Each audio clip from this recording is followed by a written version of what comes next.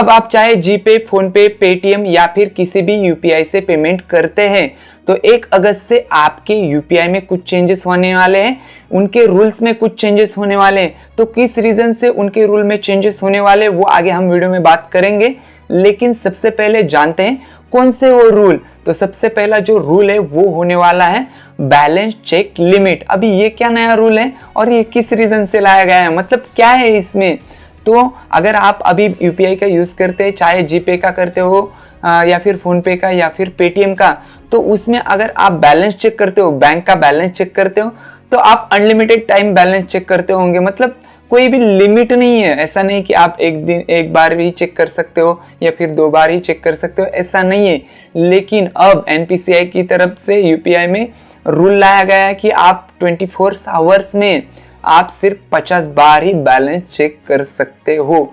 मुझे नहीं लगता 24 आवर में कोई इतनी बार बैलेंस चेक करता होगा, लेकिन हाँ, रूल तो लाया गया है तो उसको फॉलो ही करना पड़ेगा। उसके अलावा कोई हमारे पास दूसरा चांस ही नहीं है, कुछ और हम सोच नहीं सकते। आपको सिर्फ 50 बार ही बैलेंस चेक करना हो सकता है या फिर चेक कर सकते हैं, उसके अलावा कुछ हमारे पास ऑप्शन नहीं है। दूसरी रूल की अगर हम बात करें तो वो होने वाला है ऑटो पे टाइमिंग। अभी ये ऑटो पे टाइमिंग क्या है, तो अगर आपने एसआईपी के लिए ऑटो पे ऑप्शन इनेबल करके रखा है या फिर किसी भी एप्लीकेशन का आपने सब्सक्रिप्शन लिया है तो उसके लिए ऑटो पे सेट करके रखा है, या फिर रिचार्ज के लिए या फिर इलेक्ट्रिसिटी बिल के लिए आपने ऑटो पे सिलेक्ट करके रखा है, तो उसका टाइमिंग अब चेंज हो चुका है। पहले क्या होता था कि उस डेट के हिसाब से वो ऑटोमेटिकली डिडक्ट हो जाता था, दिन में कभी भी वो डिडक्ट हो जाता था हमारे अकाउंट में से वो अमाउंट। लेकिन अब आपको 10 बजे से पहले ऑटो पे चलेगा या फिर दोपहर के 1 से 5 बजे तक ही आपका ऑटो पे वर्क करेगा। अगर उस टाइम पे वो पेमेंट हुआ नहीं तो दूसरे दिन के लिए वो ऑटो पे शिफ्ट हो जाएगा। ऐसा नहीं कि दिन भर वो कभी भी डिडक्ट हो सकता है आपका अकाउंट में से अमाउंट, ऐसा कभी भी नहीं होगा। ये टाइमिंग के हिसाब से आपका जो ऑटो पे है वो वर्क करेगा। तो अगर आपने रिचार्ज सेट करके रखा है या फिर कुछ ऐसा सेट करके रखा है तो वो इस टाइमिंग के हिसाब से ही आपका अमाउंट डिडक्ट करेगा।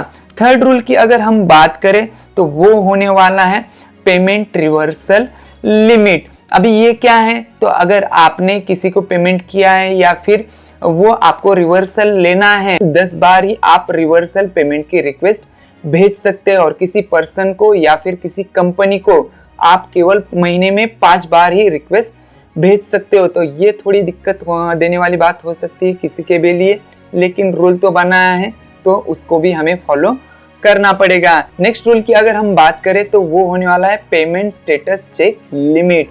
अगर आप किसी भी पेमेंट का स्टेटस अनलिमिटेड बार चेक करते हो तो आपके लिए दिक्कत होने वाली है, क्योंकि अभी सिर्फ आप 3 बार ऐसा कर सकते हो। पेमेंट एक तो फेल हुआ है या फिर सक्सेसफुल हुआ है, अगर आपको उसका स्टेटस जानना है तो आपको 3 ही बार आपको लिमिट दी गई है। आप दिन में सिर्फ 3 बार इसका यूज कर सकते हैं, अगले दिन फिर आप 3 बार इसका यूज कर सकते हैं। मतलब आप स्टेटस दिन में केवल 3 बार ही चेक कर सकते हैं। नेक्स्ट रूल की अगर हम बात करें तो वो होने वाला है ट्रांजैक्शन हिस्ट्री चेक लिमिट।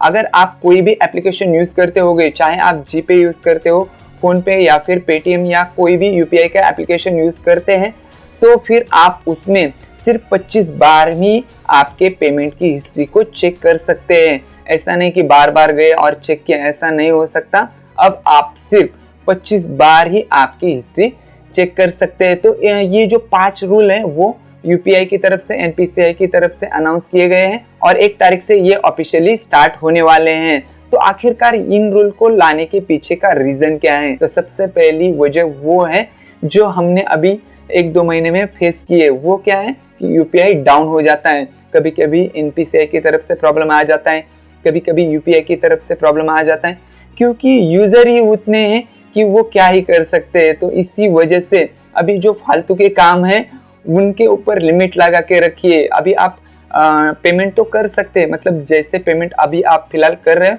उतना ही लिमिट है, वैसे ही पेमेंट कर सकते हैं। लेकिन ये जो फालतू की चीज़ें हैं, बैलेंस चेक करना या फिर हिस्ट्री चेक करना, स्टेटस चेक करना या फिर ऐसे जो फालतू के काम है, इनके ऊपर अभी लिमिट लगा दी गई है ताकि उनका सर्वर अच्छे से वर्क करे और इन फालतू चीज़ों की वजह से उनका सर्वर है वो क्रैश ना हो पाए या फिर उसमें कुछ दिक्कत ना आ पाए। तो जो मेन काम करता है पेमेंट भेजना और रिसीव करना, ये अच्छी तरह से हो पाए, इसी वजह से एनपीसीआई की तरफ से इन रूल को लागू किया गया है। 1 तारीख से ये ऑफिशियली लागू हो जाएगी। बाकी आपको क्या लगता है कि ये फालतू के रूल है या फिर काम की चीज़ों के ऊपर ही उन्होंने रूल लगा के रखे? हमें कमेंट सेक्शन में ज़रूर बता दीजिए।